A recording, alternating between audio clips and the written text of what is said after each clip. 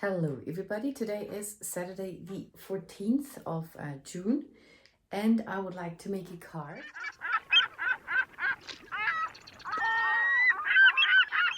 And I did see a Lawnfawn video this morning. They have, sorry, that's silly. They have a new wraparound for the platform pop-up and an insert with an island. And I shouldn't buy that. So I would like to try out something to make the same thing just with a platform pop-up and with my border dies. So I added this microphone. I hope that works out. And I haven't prepared anything because I want to have everything on camera. Because what I want to show with these card making videos is how one walks around the whole room to try to gather the stuff one needs. Okay. So I have my die cut here, and my aim is to cut this out, but only do a partial cut and don't cut out the upper line. So I can add something else and maybe make the sides my own length. Shouldn't be too long though. Okay. Here I have my machine. Shoop, shoop, shoop. Don't be busy.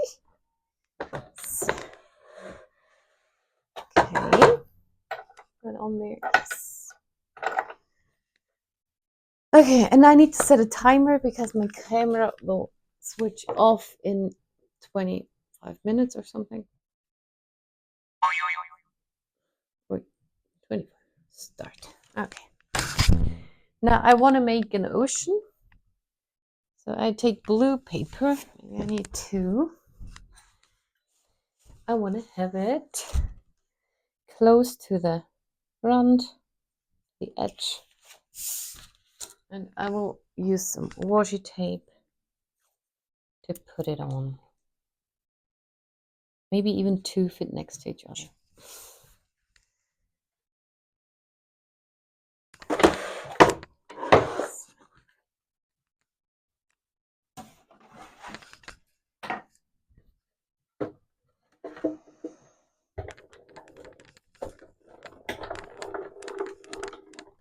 Okay, I forgot that partial cut. So that's wrong already.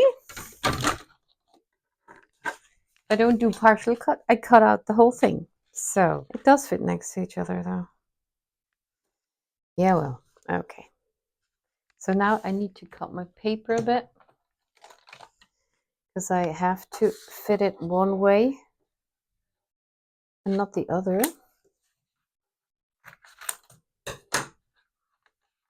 I have to fit it like this. And I'm gonna have my board just underneath. Does it show? So that this sticks out. Just cut it underneath that wavy part.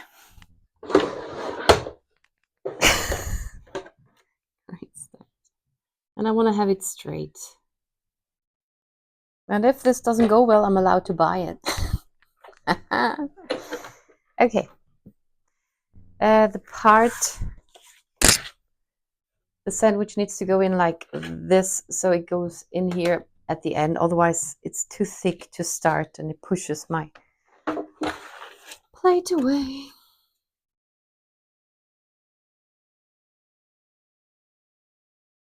Okay.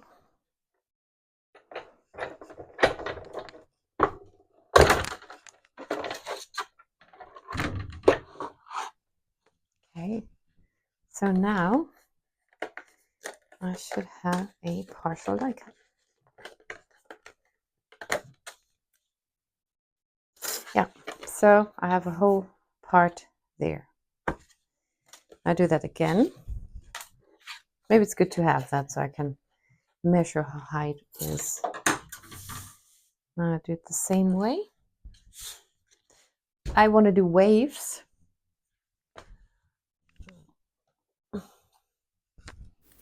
So those wavy dies are from Lawnfawn wave border dies. They're for a normal card, and they actually look like the ones they have in the new release with this wraparound, and the size is perfect for making your own borders with a platform pop-up. So if you have any border dies from Lawnfawn, They fit, so that is perfect. Now I need to figure out where I want to cut this border. I don't want it to be too high, even though I think that could be quite cool. But here I realize I should not have it too low because I will have to attach the platform pop-up, and this rim, I still need that. So I should not cut lower than that. Higher is fine, lower is not good. So I measured it like that, and I was glad I did cut out that miscut before. And here we go. The first one is cut. It looks fine. I think I'm gonna check it somehow, but I don't know if it works out yet. I will know at the end. And here I tried to figure out how I should put the other wave there. And then in the end, I decide I just put it the same way on, because when you have one in the front and one in the back, it's exactly on the opposite side. And you make it way easier for yourself if you just cut it the same way. So here I try to really line up my wave border with the thing I cut already. So I have the one I want to cut underneath and the other one on top. And now I carefully take out the upper one and hope that my die cut stays put on the under one. And then I cut that out. I have a big shot and a smaller one. Normally I have both out, but my cat's there, so she was a bit in the way. And here I got my poking tools, what are those called again? My embossing pens or dent makers. And I just, that's not the real name, I just came up with that. And I just I make those lines because they are not there yet, those fold lines, which I need for my whole mechanism.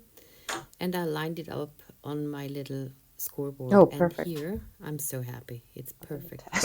This one. Amazing. Oh, wow. So good. Well, I was aiming for that, but I wasn't really planning that. So I'm very surprised that it really is perfect. If I had really thought about it more, it would not have turned out like that. And here I'm just folding all the folds, which is a bit boring. Okay. But I just do that on both things, then I put them aside. I need to ink blend them before I want to attach everything. But before that, I want to prepare everything I want to ink blend. So I'm making inserts with waves, and Lawnfawn doesn't have those either, so I make them myself. I just cut out the border again, and here are the inserts for the real platform pop-up, and I just measure the width of it and to figure out which part I want to use, or if I can make two out of one strip, or if I have to cut another one. And then I already start cleaning up a bit, otherwise I get very angry. But the table is very clean. That is not normal. That is really not normal. But it's nice. And here I am looking for a hill something, because I want to do that island insert. So I measure the width of the platform pop-up die. And I want it to be steeper. I know. Circle. So I'm looking for a circle, which I think is a steeper hill. And there in that box, I have all my frame dies and things. And now I see the stitched den. And I think that's the perfect form for an island. So I take this one. I realize it's inside out stitched. So there won't be stitching on the hill itself. It's on the other side, which is a pity. It would be cool if those would exist as double-sided, inside-out stitched. That's confusing sometimes. But I am happy with that den die cut. So a little insert from the editing room. I realized I did not tell you what I really measured for the island. So this part is the part where the island will be glued on into the card. There's the mechanism. So the gluable part should not be higher than this and not wider than this. It would be better if it's not as wide as the whole thing. Your island can still go out here a bit. I forgot to do that. Also, I didn't look at it again. And it can also be a bit shorter than here. So, yeah, I hope you get it now. I want to be able to look at my platform pop-up card from the front and the back. So that's why I need two of each now. Two islands and later on two of all the palm trees. because with the island in the middle, you cannot see what's behind. And I think it's a bit of a pity, so I would like to be able to turn it around and look from there. So here I measure my island in the middle, and I just put it onto the die cut and make pencil marks a bit smaller. I would have liked to do that differently now im Nachhinein, in hindsight, but yeah, that's how I did that. And now I'm actually taking a break because my period is kicking in, and then I heard I need to eat chocolate. So I'm gonna eat chocolate with Brot, Schoki mit Brot, Schoki-Taler. This is about 260 calories, 260. And the cool thing about calorie counting is you can eat chocolate. You just need to write it down. Okay, and I watch some YouTube and suffer a bit in silence here.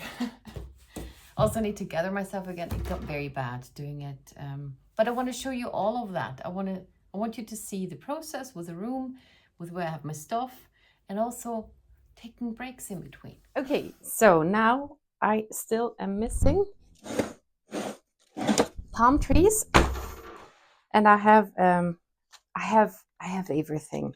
I have so many cool die cuts, and I know I have palm trees in here.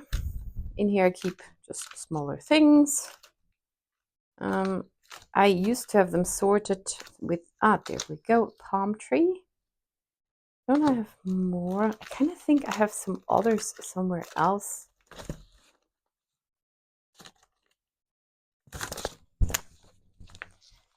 There we go, backdrop things. Here I'm getting my scraps drawer. I keep all my scraps in a drawer. I also have more scraps somewhere else. And I'm one of those people who keep tiny, tiny things too. Find it so hard to throw it out. Then I try to, I don't know, I didn't find all the colors I needed, so I get a fresh paper. It's already a bit of cut down paper. And then I place my tree trunks, and I will cut out my palm trees twice. Now I'm getting ready to ink blend a bit, but by this time I have lost my steam already, and I was just trying to go on, but should have taken a break. So I'm just getting out my Distress Oxide inks. I don't know. First I take out Uncharted Mariner and Mermaid Lagoon, and then I put one back, and I think I took out Salty Ocean. In the end, it turns out it's too much like my paper and didn't show, and I got I think the Uncharted Mariner back. Here I have my foam pads for the stumps, for those ink blending stumps. And the foam pads are in the folder just on double-sided adhesive, and that works very well. Now this is way later. I had to take a break. I even took a nap. And I'm getting ready to do the embossing, because before I can do the ink blending, I need to have everything prepared. And I want to emboss my sentiment. So back there I got the Versamark. Now I got the heat gun out of the drawer. I have a plug there on the leg of my table, which I just put there. I'm very proud of that. And so I have everything ready to do my stamping. Have my stamping platform and the Purple Onion Design red rubber stamp. And now I realize I have the wrong stamping platform, because the one I had was just for clear stamps and I needed one for red rubber stamps. Those are higher. And this one is changeable. You can take out that lid thingy there and turn it around and have it for clear stamps or red rubber stamps.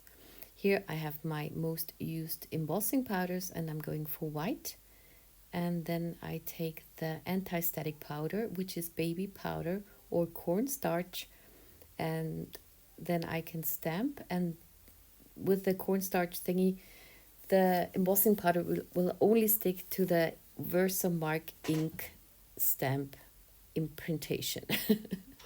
So unfortunately here you can barely see the magic of the embossing powder, how it's melting, because the camera did focus on the heat gun all the time and not on the stamped thingy. There, put my heat gun back, but I keep the drawer open so it can cool down so it doesn't break. And here is some inking. I just use 3 colors. I had to get another one out because it was too similar, I couldn't see it. I do the wraparound and the platform, the top of the card. Here with the happy birthday, you can see how it gets blue, but I can just wipe that off with a cloth of any kind. I take a tissue and then it's shiny white again.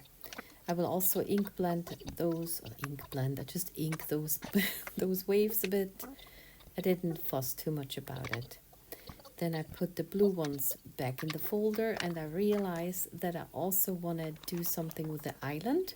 So I get out my brown ones, the tea dye I like a lot, and then I needed another color, so I took the antique linen out too. Here I try to figure out that I have the shading on the same side of the hill on both sides, front and back, which is the opposite side when you have them next to each other. And then I take out my watercolors because I do like speckles, which are very opaque sometimes. I have that from Marine Simon, I think. She makes great cards. I love them. And yeah, ever since then I do that too.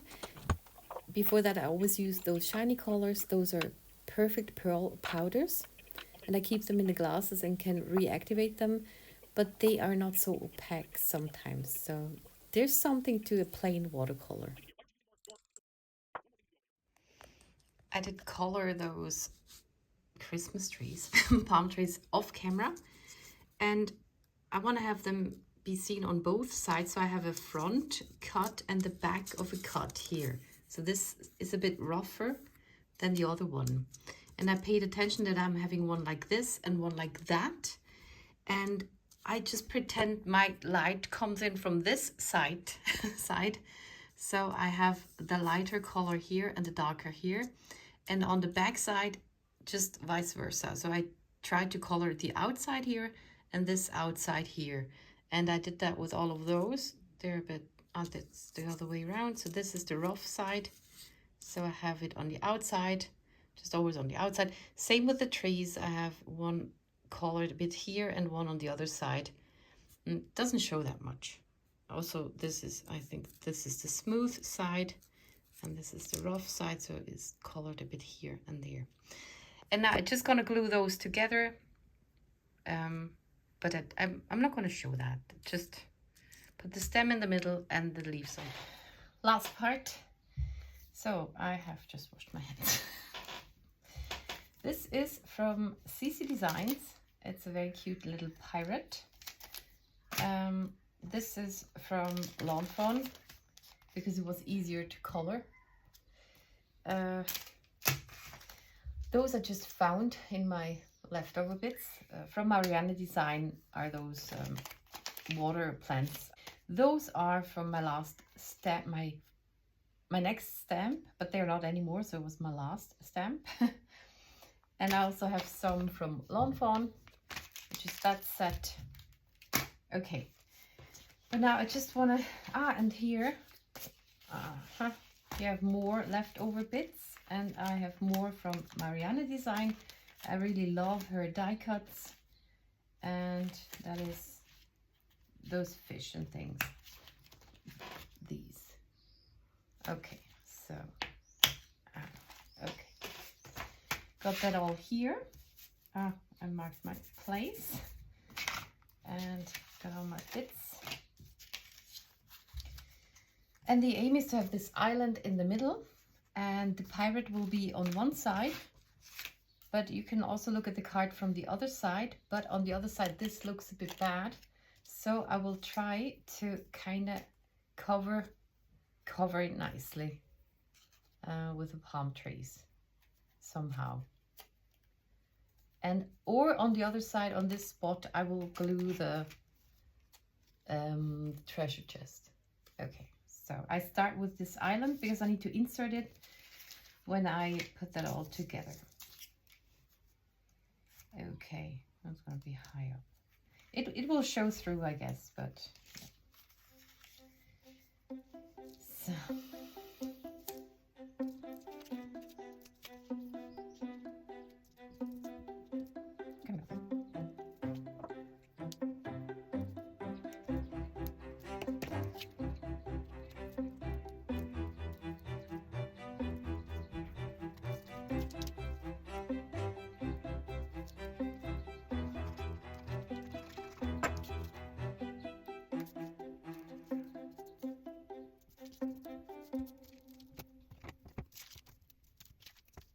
Now I'm putting score tape onto the platform pop-up.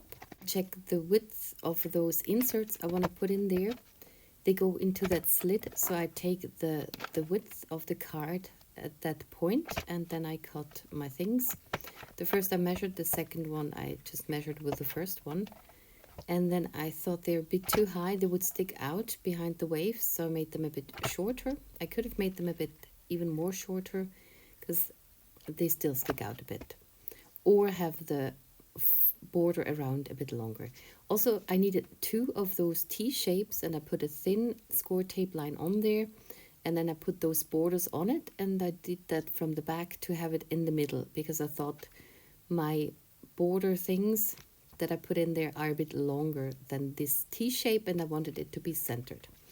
It also needed score tape on that tab down there. And this is not the best assembly video.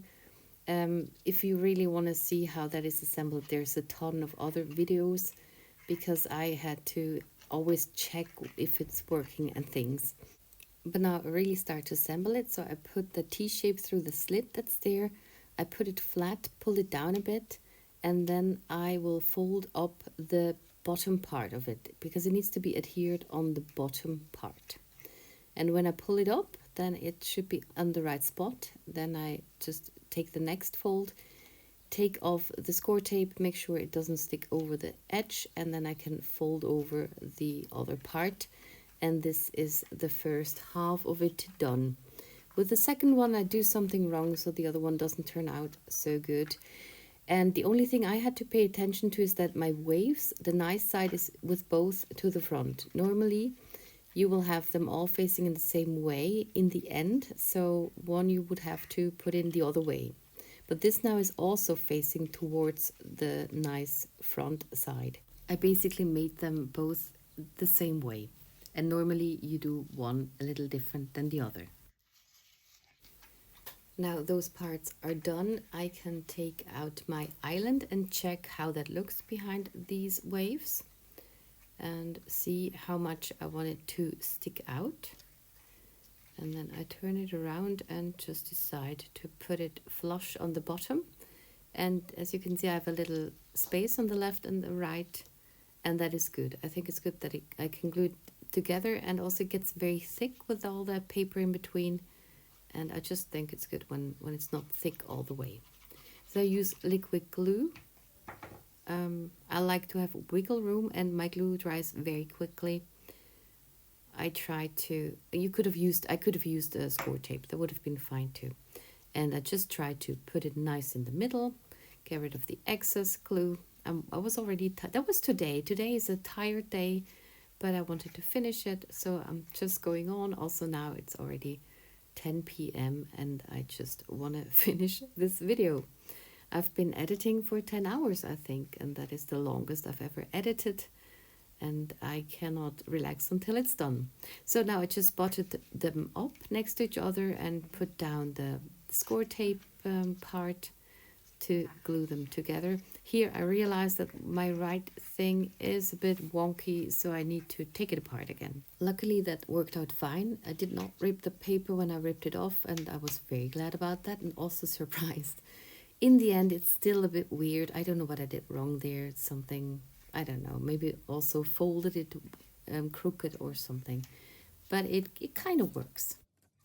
Because my insert is so thick, I thought I put some score tape left and right to make it a bit higher there, to just level it out a bit.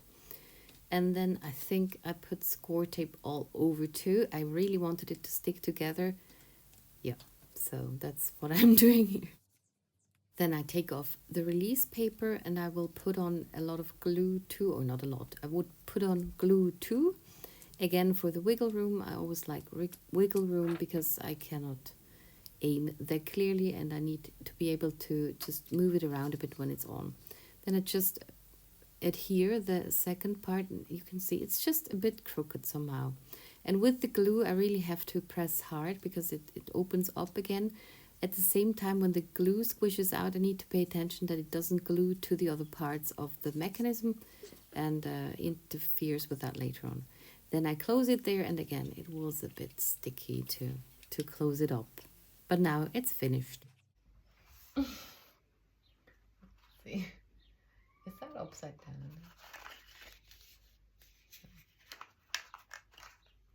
Okay. It has some issues. It's just weird.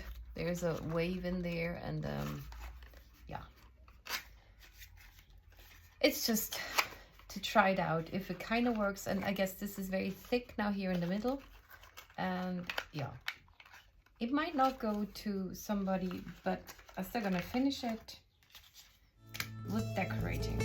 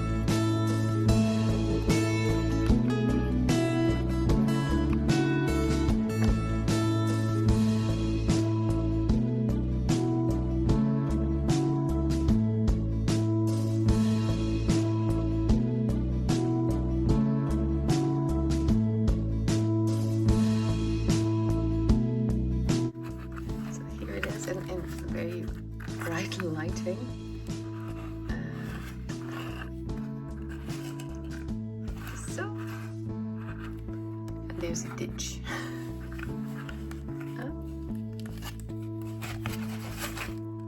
It goes both ways, like up or